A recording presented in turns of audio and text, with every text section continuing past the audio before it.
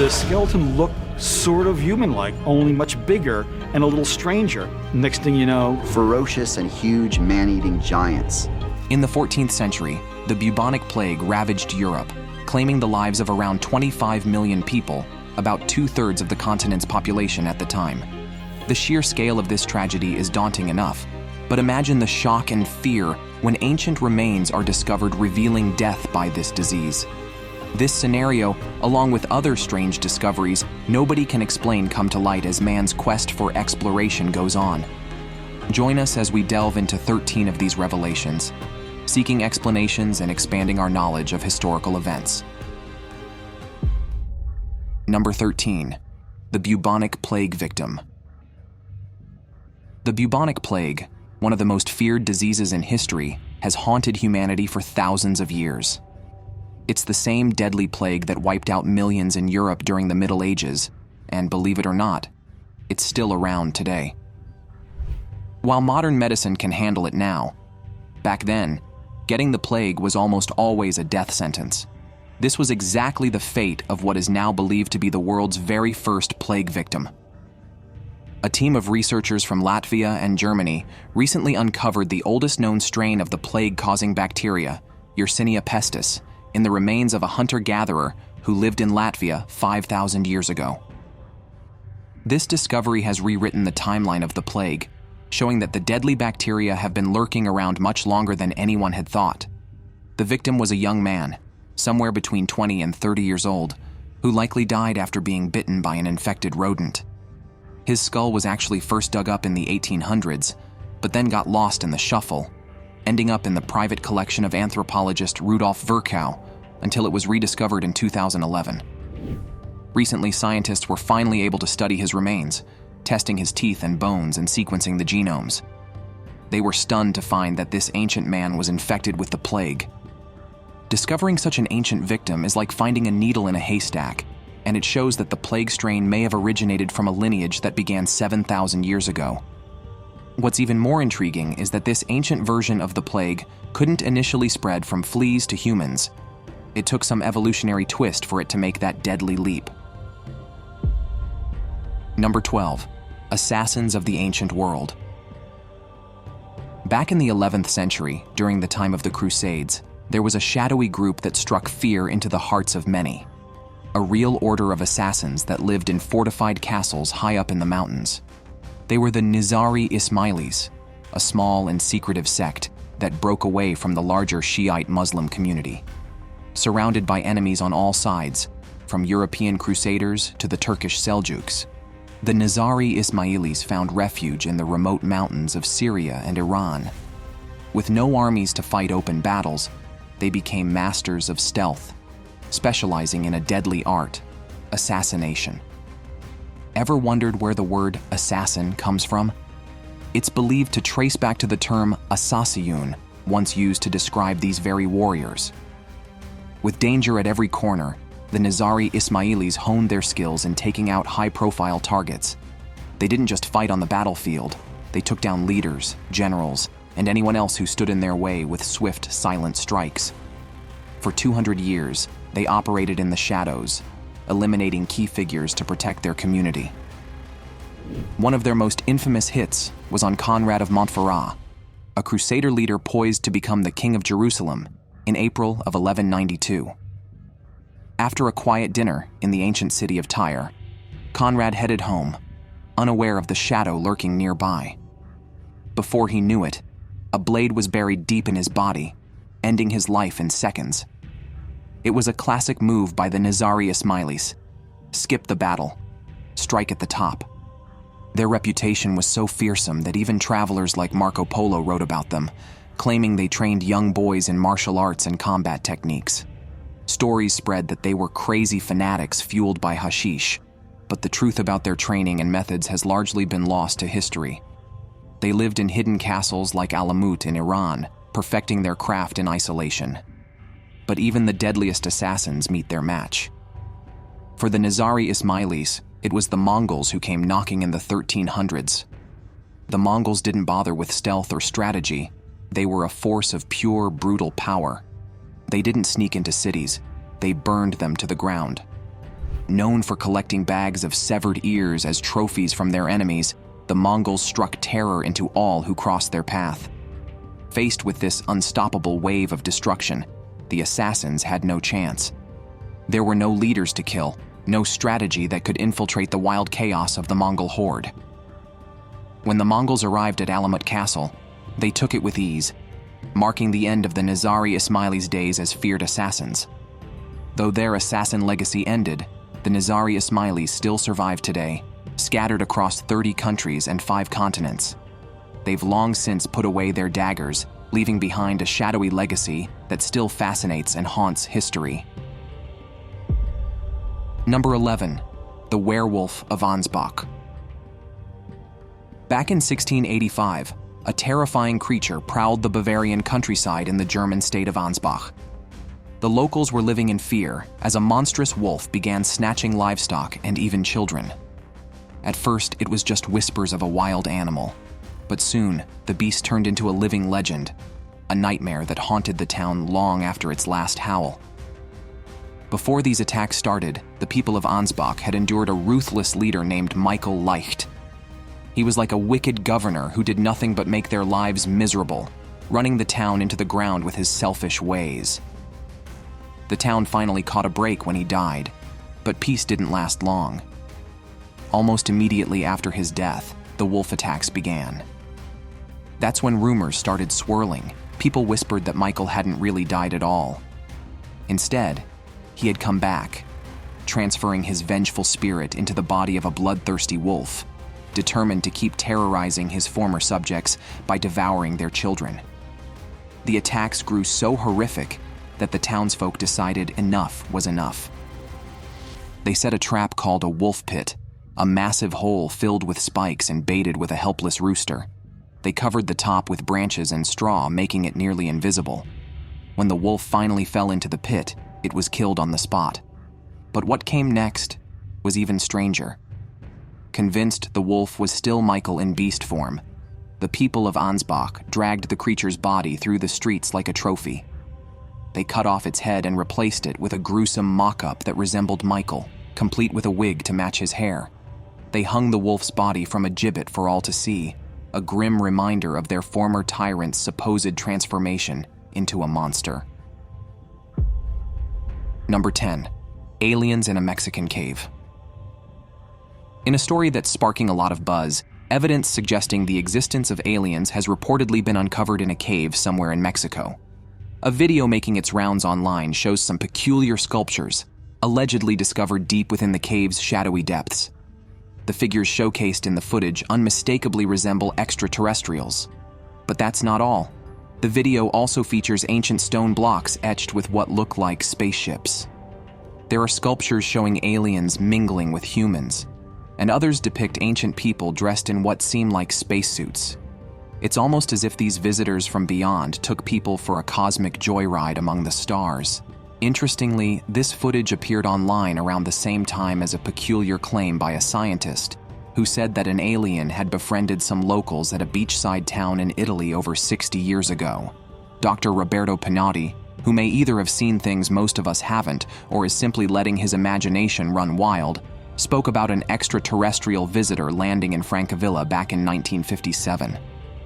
This alien, however, wasn't out to cause chaos or conduct strange experiments on people, much to the relief of its newfound friends. According to Roberto, this otherworldly being just wanted to hang out and make friends. To blend in a bit, the alien wore dark glasses to disguise its features, and it even allowed 2 of its human companions to enter its UFO and snap some photos. Number 9. The Dark Watchers. Have you ever heard of the Dark Watchers? Lurking in the Santa Lucia Mountains of California, these eerie figures have been spotted by hikers for years, but no one really knows what they are. Some folks blame the weather, others say it's all in people's heads. But there are those who believe the Dark Watchers are something far more supernatural. Picture this. A lone hiker makes their way through the mountains as the sun dips low, painting the sky in the last glow of daylight.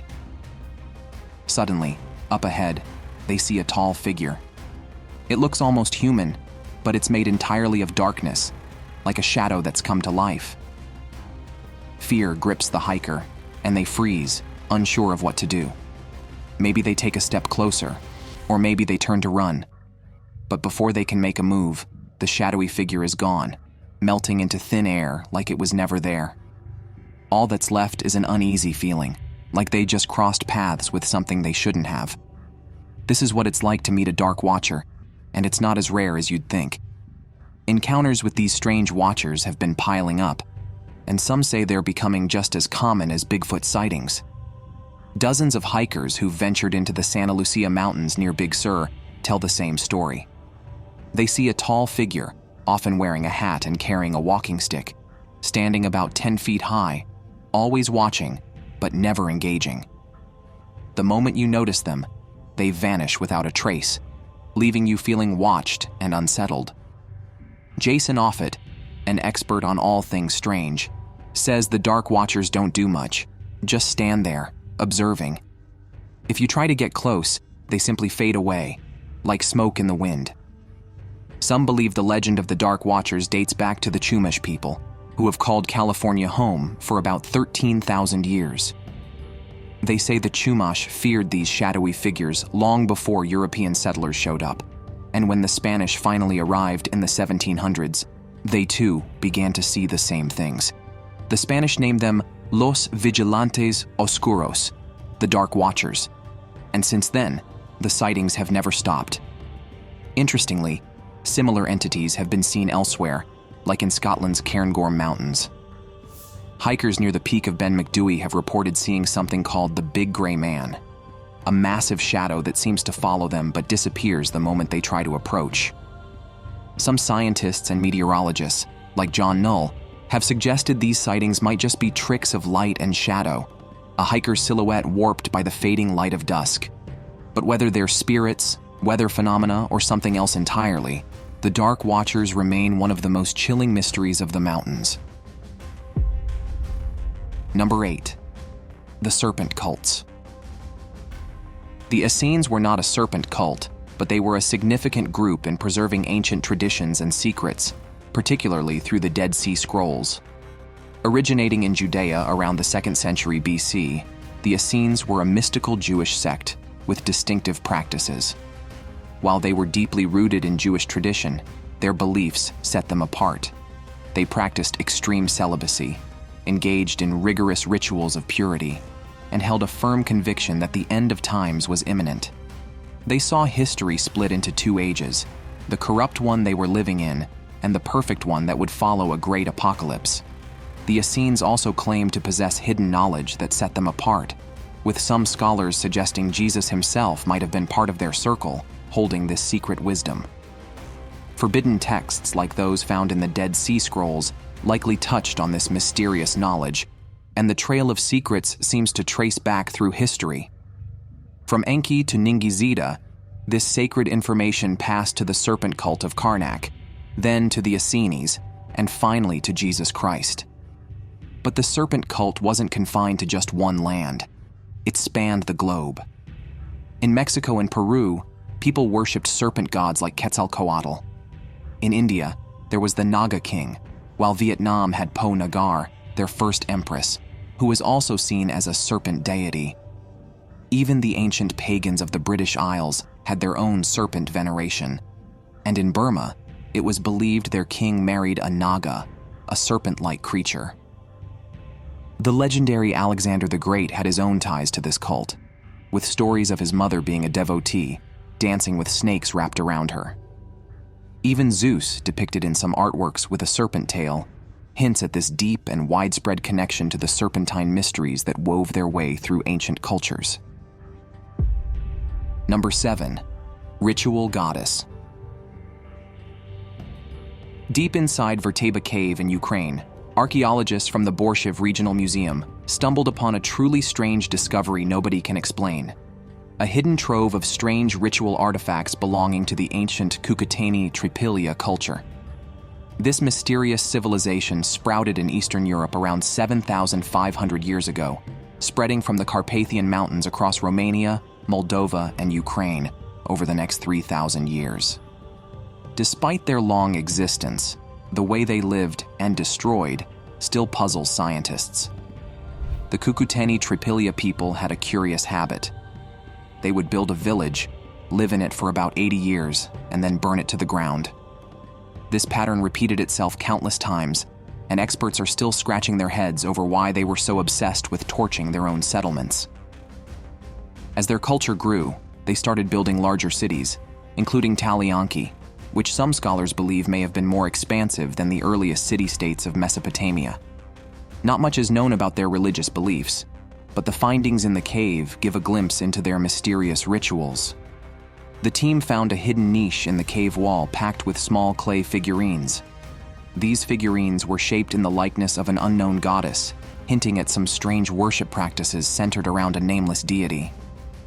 It's clear that something deeply unusual and ritualistic was happening in this cave, and it adds another layer of intrigue to the already baffling Cucuteni Tripelia culture. Number 6. Mysterious Island in Wales. Just off the coast of Anglesey in Wales lies a little-known gem called Holy Island. Now, don't mix this up with the Holy Island in England. This one is much smaller, about 15 square miles in size, but it's packed with secrets that go back 6,000 years. Back in 2006, the Gwynedd Archaeological Trust kicked off a series of digs on Holy Island. They were gearing up for a major government development, and what they uncovered was far beyond their wildest expectations. Archaeologists carefully sifted through the soil of this tiny island, astonished at the wealth of ancient artifacts emerging from the ground. Jane Kenny, one of the senior archaeologists leading the team, reported an incredible discovery: the remains of a wooden house built by Neolithic people nearly 5,700 years ago. Because Holy Island is so small and hasn't been heavily developed over the centuries, its history has remained largely untouched.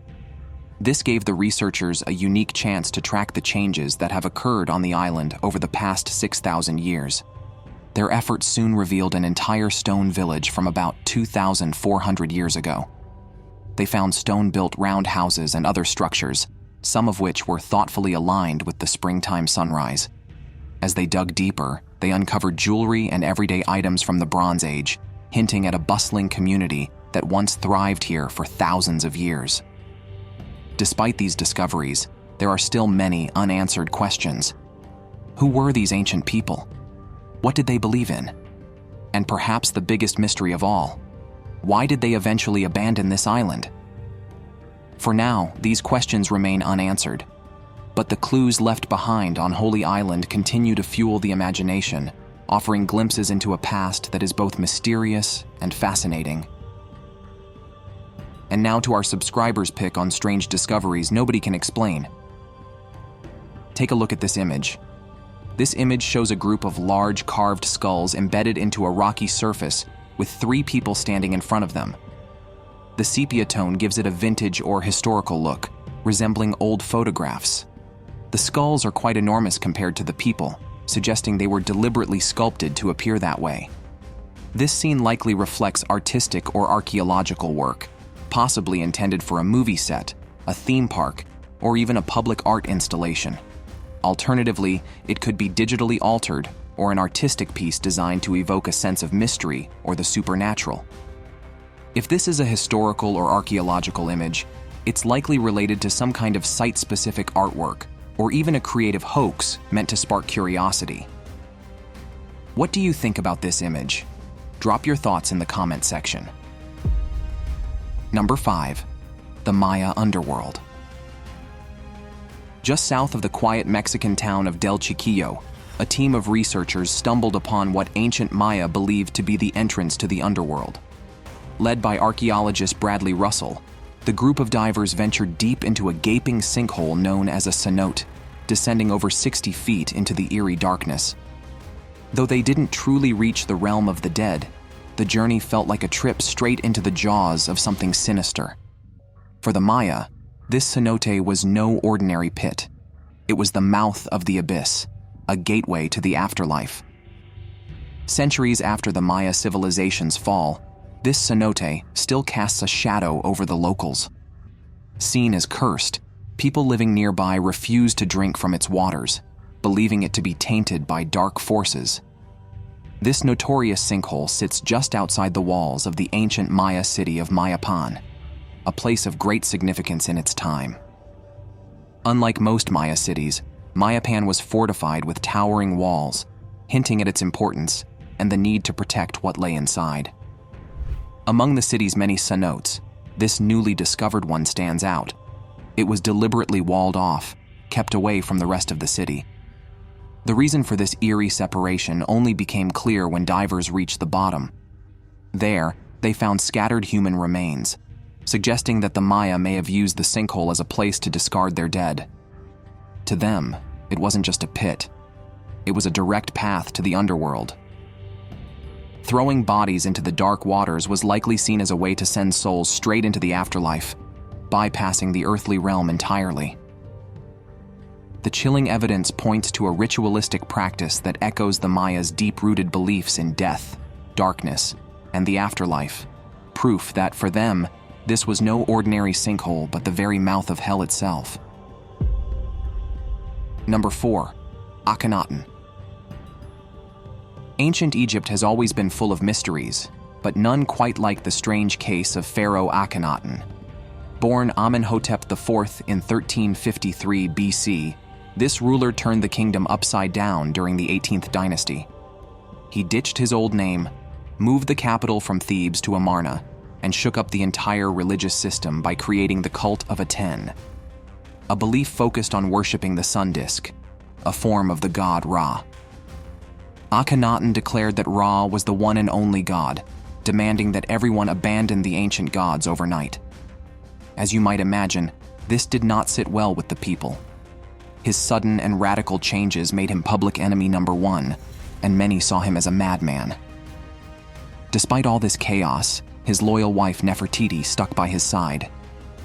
But Akhenaten wasn't just controversial, he also looked weird. Theories about his origins go way beyond the palace walls. Ancient alien enthusiasts believe he might not have been human at all.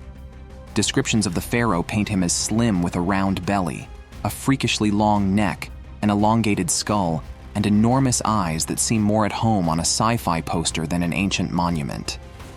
Every statue, every carving makes him look like a creature from another world. While some swear this is proof he was an extraterrestrial, historians have a simpler explanation. They suggest Akhenaten may have suffered from Marfan syndrome, a genetic disorder that can make people appear stretched out, with long limbs and odd proportions. Yet, the story only gets weirder. Rumors persist about ancient coins that show beings with large heads and almond-shaped eyes, and then there's the tale of strange metal shields linked to Akhenaten. Supposedly, Professor Winwood discovered these mysterious artifacts in a tomb connected to the controversial pharaoh, but the details are murky. The story goes that he stole the relics and later got busted for it. Experts often brush off Akhenaten's alien-like appearance as a result of Egypt's royal families keeping things a bit too close, genetically speaking. Incestuous relationships were common among the royals, and this led to some seriously unusual features. Whether Akhenaten was just a sickly human or something far stranger, one thing's for sure: his legacy is as bizarre as it gets. Number 3. The Infancy Gospel of Thomas. Tucked away in a dusty corner of a German university library, a mysterious piece of papyrus sat forgotten for decades. Recently, researchers realized they were holding the earliest surviving copy of the Infancy Gospel of Thomas, a controversial and wild story that never made it into the Bible. This ancient gospel, dating back to the 2nd century, was already considered scandalous even back then. Around 180 AD, a bishop named Irenaeus of Lyons slammed it as a heretical text, and it's not hard to see why. It tells a tale of a very different kind of Jesus. Unlike the gentle image of Jesus we know, this gospel shows him as a feisty, mischievous, and sometimes downright scary child. The story focuses on the early years of Jesus' life, from 5 to 12, a time period that isn't covered in any other biblical text. Right from the start, Jesus is painted as a child prodigy with incredible powers, but his miracles weren't all rainbows and blessings. According to this gospel, young Jesus didn't just perform wonders, he also dished out curses. One chapter describes how Jesus, as a child, molded clay birds and brought them to life with just a word. But things took a darker turn when another child accidentally ruined some water Jesus had collected. Furious, Jesus cursed the boy, and his body withered into a lifeless shell. And that wasn't even the only time. In another incident, a child bumped into Jesus by accident. Most kids would shrug it off, but Jesus cast a spell, and the kid dropped dead on the spot. Furious neighbors confronted Jesus' parents, Joseph and Mary, about their son's actions. In response, Jesus didn't just ignore them, he struck them blind. But this wasn't all doom and gloom. Eventually, young Jesus realized the damage he'd caused and started making amends. He resurrected a friend who had fallen from a roof, healed another who accidentally cut his foot with an axe, and saved his brother from a deadly snake bite. By the end of the gospel, Jesus had shifted from vengeful child to healer, helping those around him in miraculous ways. The infancy gospel of Thomas ends on a positive note, but it's easy to see why it never found its way into the official Bible. With tales of a young Jesus cursing, killing, and blinding people, it was just too wild and too controversial for the early church to accept. To this day, it remains a hidden piece of history, an alternative, forbidden glimpse into the early life of a figure who shaped the world. Number 2, the Egyptian Buddha. Egypt's history books just got a wild new chapter. A team of Polish and American archaeologists made one of the most mind-blowing discoveries ever seen in the country: a statue of Buddha in the ancient city of Berenike. This isn't just any statue. It's the first Buddha statue ever found in Egypt, unearthed near the Red Sea, and likely dating back to the Roman era. Mustafa Waziri, head of the Supreme Council of Antiquities, announced this astonishing find, which is turning everything we thought we knew about ancient Egypt on its head. The city of Berenike, established in 275 BC by the Egyptian king Ptolemy II, was more than just a trading hub. It was a lifeline. King Ptolemy set up the city as a bustling port to supply his army with war elephants, named after his mother, Berenike I. The city quickly grew into a major trading center, where merchants swapped spices, textiles, frankincense, pearls, and other luxurious goods from every corner of the ancient world. However, the city faced a dark period when it was abandoned around 200 BC, likely due to a catastrophic volcanic eruption that sent its residents fleeing in terror. Eventually, the city bounced back and thrived once again. Today, the city has revealed a jaw-dropping secret. The Buddha statue, made from stone quarried south of Istanbul, may have been carved right in Egypt. But here's the kicker: it could have been part of a Hindu temple built by wealthy Indian merchants. According to Stephen Sidebotham, head of the U.S. mission, his team also found an inscription in Hindi at the site, adding even more intrigue to the story. This stunning find raises a big question. How many temples in ancient Egypt might have been dedicated to gods from distant lands? It seems Berenike was more than just a port. It was a true melting pot, blending cultures and beliefs in a way no one ever expected. Number 1. Sea Monster Island. Back in ancient times, tales of a terrifying sea monster swirled like the ocean waves, sparking fear and wonder among sailors and storytellers alike. The creature, known as the Aspidocalone, was said to be so colossal that it could sink entire ships. With so many legends about it coming from different parts of the world, it's tough to believe this beast didn't exist at some point. But was it really an island-sized monster that could drag ships to their doom? Medieval stories paint a vivid picture of this massive creature. It was so enormous that sailors often mistook it for a real island. They'd anchor their ships nearby, hop into small boats, and row over to what they thought was solid land. But as soon as they set foot on its surface, the island would suddenly start to move. Before they knew it, these hapless sailors would find themselves trapped on the back of a giant beast as it began to swim away. Imagine thinking you've just discovered new land, only to be swept into the depths of the ocean by a living island diving beneath the waves. Descriptions of this creature vary. Some said it looked like a gigantic turtle with a thick forest growing on the top of its shell, while others imagined it as a massive whale, also with a forest sprouting from its back. Modern scholars believe the legend of the Aspidocalone may have roots going all the way back to ancient Rome. One of the most respected historians of the Roman Empire, Pliny the Elder, wrote about such creatures in the 1st century AD. You could think of Pliny as a sort of ancient Charles Darwin. His book, titled Natural History, was packed with stories about nature and history. In it, Pliny described a massive fish called Pristis, which was so big that it could swallow people whole. This tale of a giant fish has a familiar ring to it, reminding many of the biblical story of the whale that swallowed Jonah. It's also echoed in the Babylonian Talmud, which tells of a giant fish named Korha. According to the legend, this fish was so huge that sand settled on its back and grass began to grow. In Iceland, they called this sea monster Hafgufa. No matter where you look, from one corner of the globe to another, different cultures seem to share stories of a monstrous sea creature with an island on its back, blending myth with a hint of reality. Thanks for watching. We'll see you in the next video.